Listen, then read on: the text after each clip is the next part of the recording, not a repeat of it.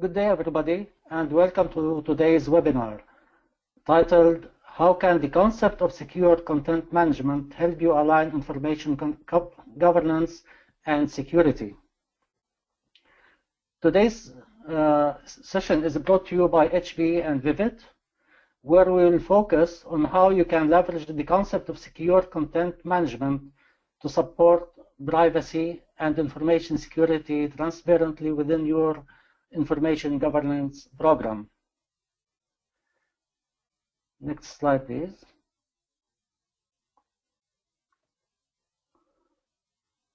Next slide, please. One word about myself first. My name is Gali Baude, and I'm the Vivid chapter leader in Ottawa. I work for a company called Techno Management, which is specialized in enterprise performance management, taking strategy to portfolio, HR, and other resources.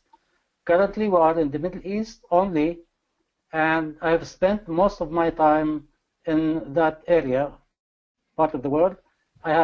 My story with HP goes back to 20 years ago, and I have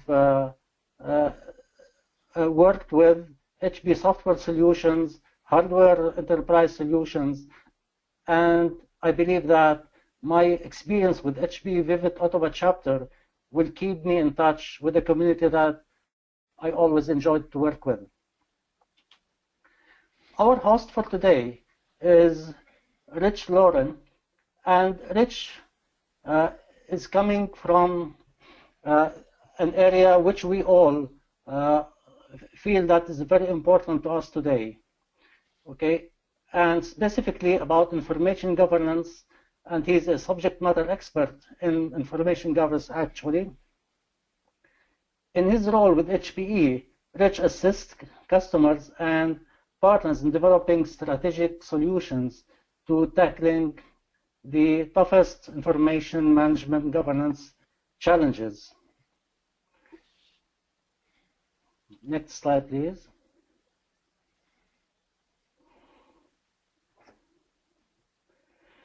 Before we go on with Lawrence, I would like to point out some housekeeping functions where you can reach through the control panel to the right of your displays.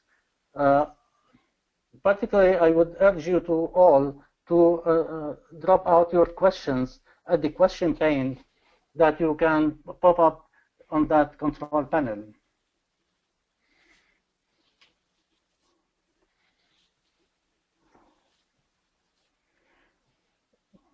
So let's start with Rich, and let's enjoy what he has to say. Go on, Rich. Good afternoon, everybody. Again, my name is Rich Lowers. I'm with Hewlett-Packard Enterprise, and I'm going to try and share with you a little bit my story on how I really feel that information management really can be aligned with information security, and in particular, when you're able to use things like secure content management. And so I guess let me start out with a story that you probably all are very familiar with, and that is change in the IT environment. Change is something that I think we've all gotten used to, but you really have to reflect on just the velocity of this change. Information has been multiplied over and over and over across so many different types of repositories and so many types of data elements or data types. We've heard numerous different terms explaining them. I think big data is probably the one that we have heard the most often. This change has been dramatic. It has happened extremely quickly. You know, even relative to our industry, it's happened quickly. But we really need to kind of reflect on that and realize that much of this data is not controlled. In fact, much of this data is directly only attributable to individuals or individual devices. They're not the corporate computing of the past. You know, this is really very much end user computing or edge point computing. And I really just want to reflect on the volume of data. Analysts in particular have recently said that by 2020 that we will reach 40 zettabytes of data. You know, and there was a time where we never even measured anything in a zettabyte. But it's just incredibly big and just growing at an astronomical rate.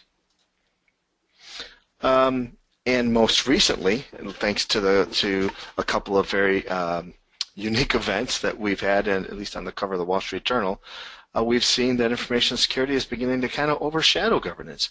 We've seen a lot of events that have come up through not only the newspaper, but also through numerous different types of just, I guess losses, data loss events, those types of things. And I think that it has somewhat overshadowed information governance. And I don't think that that's the case. I don't think that it should be the case. I think that there's an opportunity here. That opportunity, I think, is really with the alignment of information security and information management. And the title of this webinar is my attempt at trying to really kind of describe that. I saw that title actually in a couple of the postings, and I realized how long it is. It's really quite a mouthful, and I wanted to try and describe to you what my thoughts were. I'm not a slide reader. Obviously, everybody can read this, but my thoughts are that the first thing we really need to do when we're talking about trying to help align information security and information governance is talk about collaboration and productivity, the business goals that are really associated with what we do for a living. I think that security and compliance, while they're certainly one of the things, they're not necessarily business goals. They really don't help organizations, build more widgets or sell more widgets. They're just something that we have to do and are more connected to the legal and regulatory challenges that the organization has. And then there's the values for information security, right? We want to make sure that the data that we have not only has some sort of business value, but that is protected. And that is protected from not only from risk of loss or risk of compromise, but that it's protected enough for our business to feel comfortable to use it as a milestone for truth, that they can make decisions on it, that it's not just something that they're storing. And then the last thing really is complexity and cost. I want to say that because primarily funding is usually an issue. When we're talking about trying to do information governance and security, the first thing that many organizations say is, who's going to pay for this? So this is my attempt at trying to really kind of connect the dots on these two things. I think that information governance and information security, we have a tremendous amount of shared values. I think that there are a lot of things that both of these organizations, and I use these two examples, the CIA triad of information security and the Association of Records Managers, what they call their principles, or what they used to call generally accepted record-keeping principles. If you take a look at these two things, there's a tremendous amount of alignment. A good example, the principle of accountability. Is there somebody that is named as a part of the ownership of the information governance program and probably information security program, right? And who do they delegate responsibility to, and who in the organization is ensuring that the organization is actually adopting the policies and procedures to make sure that these two things work, right? So that's something that they both share. Integrity is a good one. Information should be constructed so that it is generated or managed and it has a reasonable, suitable guarantee of authenticity, right? This value in particular is a key lynch point between these two organizations, or these two I guess, disciplines. Protection, right? You want to make sure that the data that you have is structured as protected from not only for privacy or confidentiality when needed, but that if it's clearly identified as either privileged or secret or classified or essential to the business, right? These things are extremely important for an organization. Compliance is another good one, all right? So making sure that you're abiding by the laws and authorities associated with the information. And in some cases, that may include some of the security principles of encryption or of quarantining information so that it has extremely limited access, right? Availability, make sure that it's, again, a linchpin between these two groups, making sure that data is available, right? Not only is it available, meaning it's stored away somewhere, but that it can be retrieved in a timely and efficient way, and that there's a great deal of accuracy associated with getting the information. In particular, for the GARP principles or the ARMOR principles, obviously retention, right? When we look at it from the securities perspective, you want to make sure that it's reasonable retention, right? That you're not keeping it forever. One of the largest challenges for an information security program really is they can't protect everything everywhere. That it's impossible to do that. That by having a clear understanding of what the organization has, where they have it, and how long they need to keep it, it really does help an information security program, so that way they don't have to do so much. That's the disposition and transparency part of information governance, to make sure that organizations have information available to them, that they don't keep it forever, and that they dispose of it in a not only in a secure way, right? So to protect a client's confidentiality or protect that information isn't inappropriately reused. And then transparency, making sure that the information is open and available and verifiable, right? So that's the non-repudiation from a security standpoint, that it's something that an organization can trust and can actually count on. So how do we start to try and bring these two things together? Well, I brought up a picture of the information lifecycle because I think that that's an important thing to try and reflect upon when we're talking about secure content management. We take a look at this. One of the key things about trying to leverage a secure content management tool is really getting visibility into your data. That's probably the key part of any program, because in order for you to make smart decisions about the content of the data, you have to know what it is. And in some cases, you can know what it is just by file name title, or just based on the source, or based on the document type that is being generated, or even the department.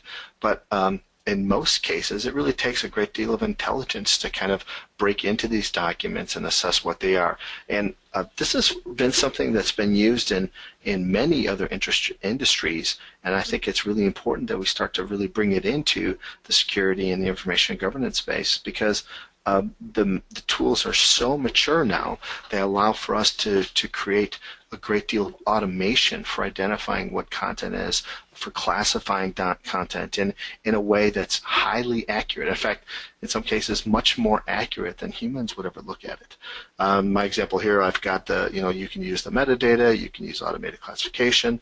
The idea is that once you know what something is, it allows you to apply your business rules to it, to apply your policies to it, to be able to say, hey, these are the things that I want to do. I want to make sure that if it's content that's in a secure system of record, that I just recognize that it's there and keep a good track of it and make sure that I only keep it for as long as I need to.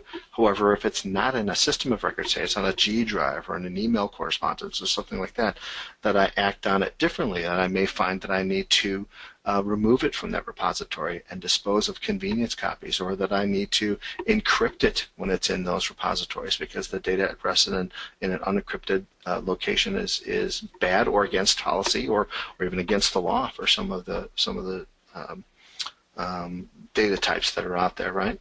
And by linking, once you know what something is, to these business policies in an automated way, that's what I would recommend. It allows you then to try and actually control that content and be a very good steward for that content, and in some cases protect it a lot better than the organization was protecting it before. And that's where it gets to the right-hand side here. Once you have clear understanding what the content is and you've applied your business rules and the security and access considerations, it makes it very reasonable to go ahead and make sure the organization can use it, right? That it's published or distributed in an appropriate way, that there in some cases are good reuse business processes associated with. Big data marketing is a really good example of that. Rules of the road are used to scrub the data, and then it's very easily used by those types of organizations within the business. And this is where we get into the compliance part of it. In some cases, not only are we retaining it and preserving it for posterity or for archive purposes, but if we have regulatory or compliance requests for information, this is where we have our single point of truth. This is really a lot all on one particular slide, but I think the important part of this is really kind of the part where we talk about the automation. The volume and velocity of data today has really made it so that it is almost impossible for organizations to do these things manually, whether it's the manual classification of email, or whether it's cleaning up a G drive, or whether it's trying to figure out what to do with the decommissioning of an older HR system. The days of being able to do these things with humans, or to do these things with a person being the primary responsible party, I think are long gone. I really do. And in fact, I think that these automation techniques, now that they're available to us, they should be significantly leveraged to not only assist us in kind of keeping up with this, but also to get out from underneath the large amounts of data that many organizations have been keeping for long periods of time. So how do we get better at this?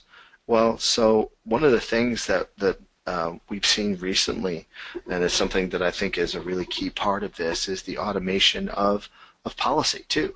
It's the ability for organizations to subscribe to the business rules and to the jurisdictional requirements that they have for data, and being able to feel comfortable that they know what the laws of the land are, not only from a day one, but also for going forward from a organizational standpoint. This automation of understanding what your business rules are, or what your regulatory or legal rules are, starts to remove some of the burden that makes many organizations hesitate in providing automation for content management or for content disposal. A good example, or the way that I've seen this described, is this kind of like this first mile, last mile description, where the first mile is really understanding exactly what your business requirements are for keeping information, what the technical requirements are for them, any industry-specific rules of the road or regulatory requirements. And in this day of age of so many mergers and acquisition events, that fluidity of their policy and your regulatory requirements is taken into account, and that organizations have the capability to quickly understand when suddenly they have new jurisdictions because of an acquisition, or that they can remove jurisdictional requirements because of a divestiture. And I think that by being able to connect this by providing, the regulatory and business values associated with retaining information, centralized application of those policies, and being able to scale them across very large amounts of data. In that previous slide, I should have really shown, the relative size when we're talking about how we apply this. This type of process can be used very, very efficiently at very high volumes. When we're talking about terabytes of data that is either acquired as a part of purchasing an organization, or that needs to be gone through to find intellectual property or other valuable assets within the organization, this is something that can be done very easily with this type of process. And then the last mile of execution, identifying where you're going to keep these things. What are your systems of record that you're going to manage this content in place? What are your systems of record that you're going to manage out of, and put it into more of a structured repository? And this also applies to container management, right? To physical records, not just the automation of electronic records. While that capability exists, there are many companies that still have a great deal of legacy in the physical content world. And this process and these types of services are available for all of these types of data elements. And I think that this is a really good model for trying to get ahead of it, right? For really trying to get a clear understanding about what can be done when it comes to the first mile and the last mile. I actually think we have a question that I'm going to go ahead and read to you. What is information security, or why has information security eclipsed information governance in most organizations when it comes to active projects and budgets? That's probably going back to this slide. Let's see if I can get back there.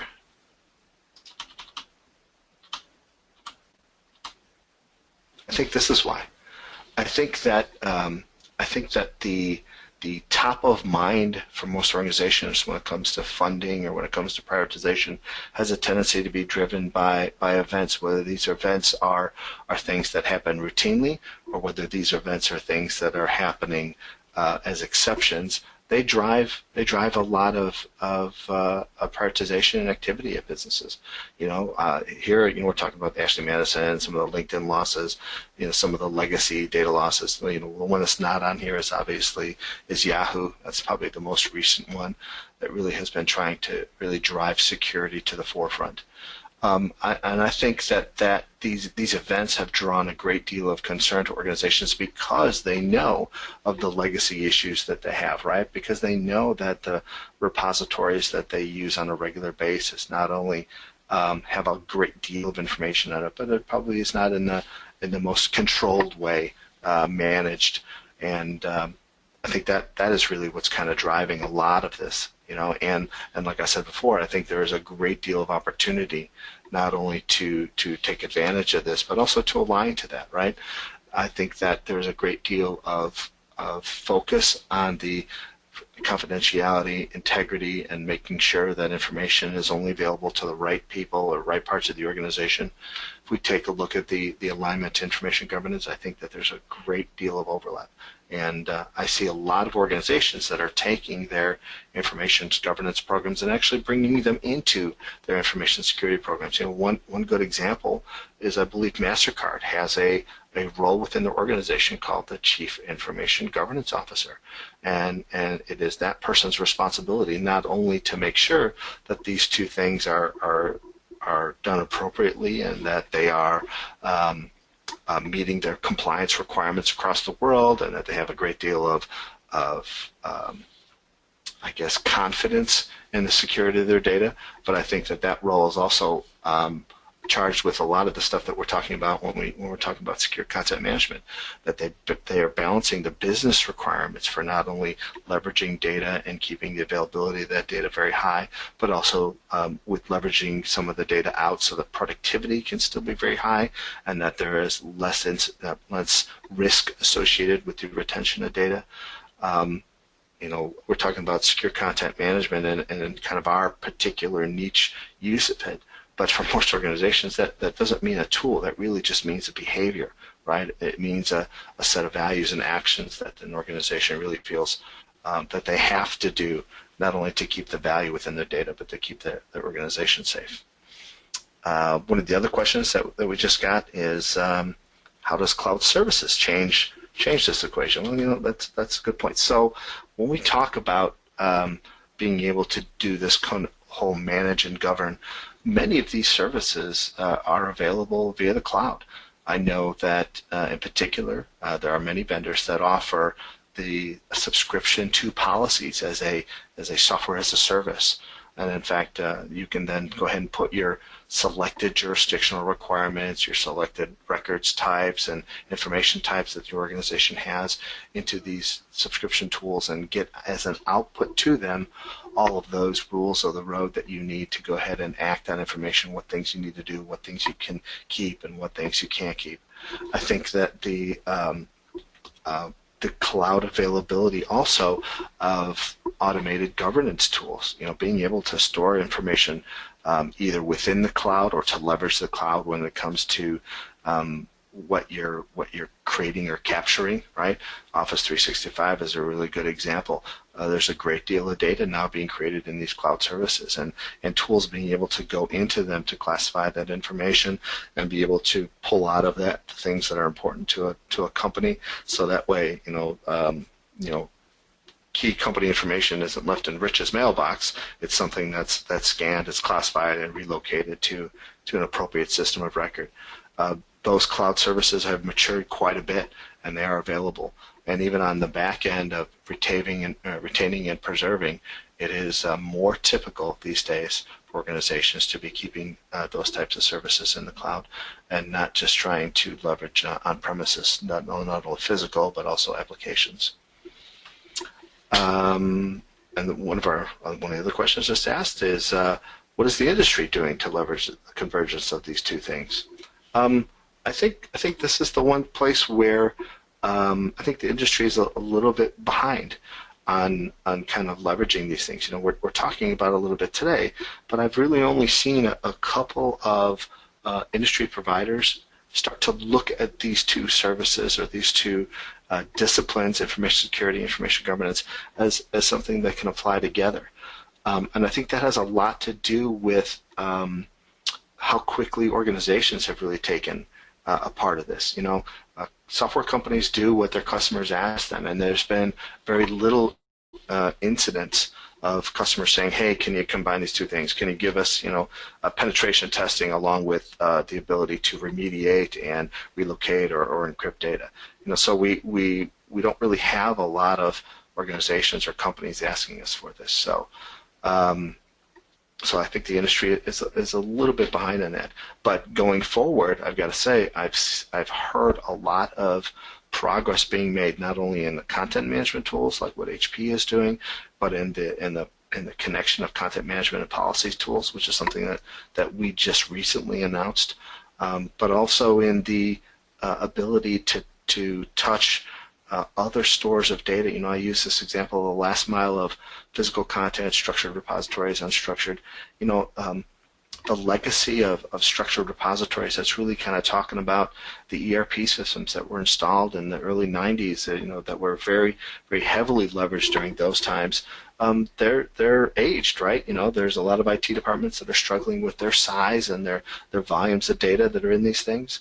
I think it also has become a point of issue for security, right? So it's really hard to manage very, very large databases from a security and access perspective. So being able to take content out of these structured repositories, be able to, as we kind of described here, apply the business rules, the classification rules, apply the regulatory or legal rules associated with that in very high volumes, has given organizations the ability to relocate that data not only into either more secure pieces of data, but in some cases manage it out of the organization because there's either no more value to it or there are no legal or regulatory requirements for keeping the information. So why do they keep it, right? Why is it being stored? Why is it taking up valuable IT services from a disk perspective, or even from a just management of the data perspective? That's I think a really key part of it. Let me make sure I covered everything here. So I guess just a quick summary. I think that the alignment of these two disciplines and these two passions at American organizations, I think is really going to be key because the marriage of these two groups, both the information governance professional and the information security professional, really can put organizations in a position of not only being able to manage less information, but to manage it appropriately, right? To manage it with an eye towards protecting not only the company's reputation, but also being able to protect them from a cost perspective, whether it's a legal e-discovery cost or whether it's costs associated with the care and feeding of large pieces of data, or it's the costs associated with legacy systems being maintained. Most organizations really, are challenged with that, and I think that there's a great deal of opportunity there when these two groups come together. And I think I'd like at this point to try and open up again for more questions when it comes to the participants here. If anybody has anything they'd like to add or for me to go over in further detail, please let me know.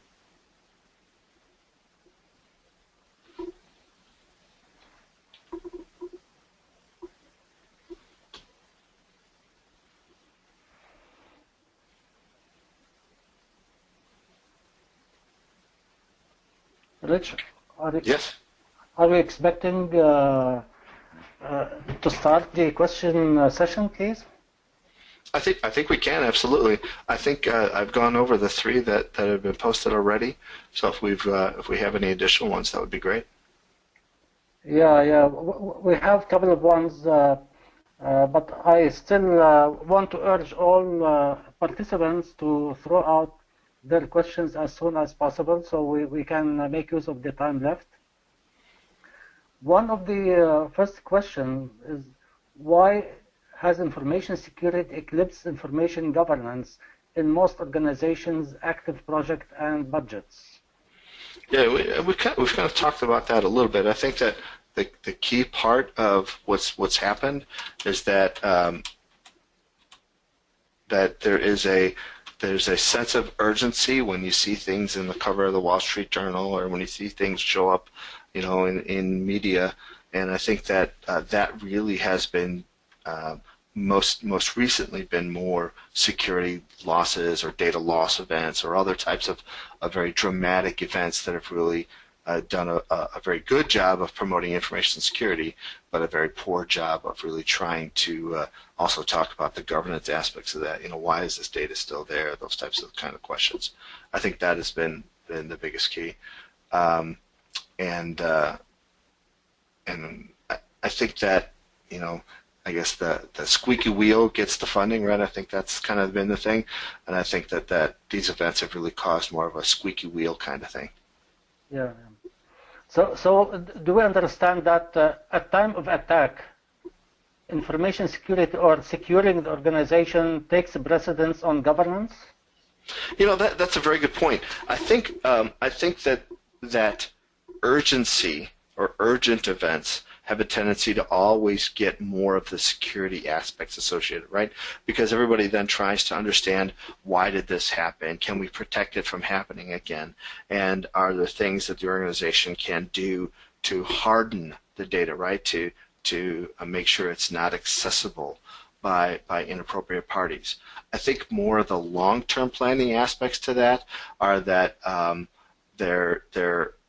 there is a better way to either move data, right, to repositories that are more easily secured, or take a look at the data and profile it and say, this is data that while at its face may need to be accessed by lots of people, but maybe there are certain security things we can do with elements of the data, credit card numbers, passwords, security questions, taking an encrypt as needed approach when it comes to those types of data elements, and making sure that while they are accessible, that some of the more sensitive parts of that are really something that are more heartily protected whenever possible. Yeah, okay. I think we'll wait a little bit to try to receive some questions from the audience. But I believe that you have touched a little bit on this when we talked about the cloud impact of this issue.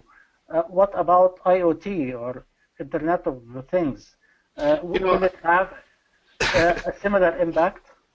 Again, this is the part where we're talking about, change, right? So we know that change is something that's going to always happen. Right now we're talking about phones, right? Well, there was a time where we weren't talking about some of the more sub-devices of that.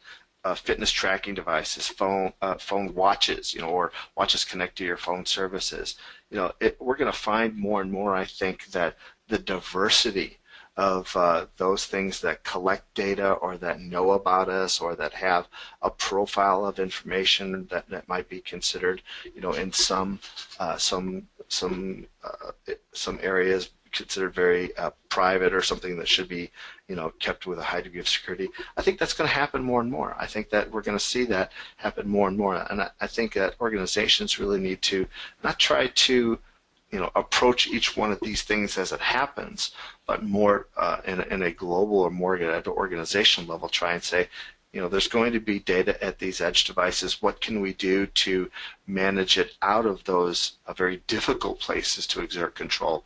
And be very reasonable about making the information not only available more centrally, but managing it more centrally, managing it to a higher degree of security, or managing it out, right? Making sure that for the amount of time that it is needed by the business at these very edge kind of areas, that it is available, but when it's no longer has any value, when it has exceeded its life from a value to the business perspective, that it's then managed out and that it's appropriately disposed of or appropriately archived, or something's done with it so that it's less on the secret areas, or less on those edge areas. Yeah, perfect. I haven't seen any further questions. I don't know if anybody wants to post something or if they want me to explain something in particular in greater detail. Please, let's go ahead. Yeah, I'm open to receive any more questions. I don't want to take the role of the audience in asking questions, but I have one last one. Certainly. How the industry is making use of this convergence between information and governance issues, information security and information governance domains. In my opinion, I think that the information governance community has only recently seen some of the advantages when it comes to some of these technology capabilities. We talked a little bit about this. E-discovery has been using very sophisticated analytical capabilities into data for a couple of years already. And if you can get a lawyer to accept a machine classifying a bunch of contracts, you should be able to get a general counsel to feel comfortable with classifying information so that it can be stored or encrypted or secured from an organizational perspective. And I think that the information governance community has been a little bit behind the times when it comes to trying to apply some of these technologies. But I think that is a function not only of maybe our leadership from an information governance perspective, but also probably a function of budget. Many organizations don't want to kind of spend money to clean up the G drive, right? Until they either have an event that causes them to do so, or they have a regulatory issue that causes them to do so. I think that it's been more the information security community that has looked at some of these capabilities and has more recently started to take advantage of them, not only from a pattern perspective, being able to see a pattern of activity and being able to identify when bad things are happening or when good things are happening. I also think the information security community has done a very good job in incorporating their tools into business processes, into daily use. I tell people sometimes that it's very interesting how hard it is to try and get organizations to use intelligent tools, right? Tools that have a great deal of automation and learn from humans. When the spam box has been something we've been using in email for a great deal of time. If you classify a piece of email as being spam, it's put in the spam box for you, and then it's appropriately filtered. Guess what? We've been using that type of learning for a very long period of time, and we feel comfortable with it today. So, why not use that across larger repositories? And I think that the connection between these two groups, information governance and information security, I think there's a tremendous capability not only to bring a lot of benefit to organizations, but I think also a great deal of opportunity to really move these two disciplines forward within the organization into a much higher realm, and of being able to not only increase productivity, but also to really help organizations develop their business priorities. And again, the example that I would like to use is MasterCard, and actually having a chief information governance officer and having a role that not only is there to protect the company, but also has done a very good job in taking data and cleansing it and turning it into an asset and into a profit center. And I think that's where the opportunity is. Yeah, okay, great.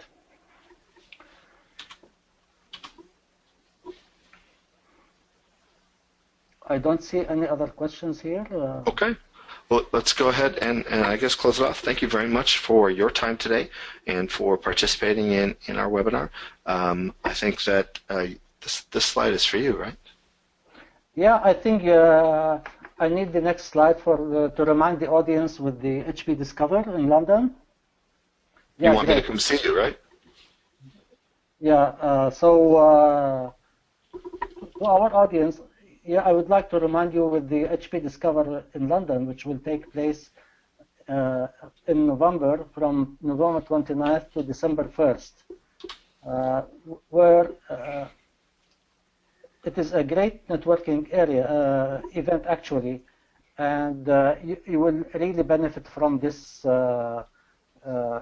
event. If you want to really see the actual benefits that you will come up with, we have arranged this slide so you can look at 10 different reasons where you can drive yourself or convince your management, okay, to send you there or to go there. I believe I have one more reason, an 11th reason, is it is a great place for shopping before the seasons. That's a very good reason. I like that one. Yeah, so it will be not only a networking area, but a spending event. So take care.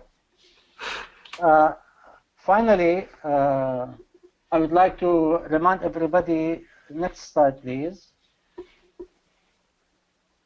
Yeah, okay. So thank you all for attending this webinar. I hope that you will be able to complete the short survey after the webinar ends, and you can also opt in to receive any more information from Hewlett Packard about this topic. I would like to remind you too that the webinar recording and slide deck will be available to you, and it will be posted to your emails on the Vivid website. Once again, thanks for attending this webinar, and have a great day. Thank you very much.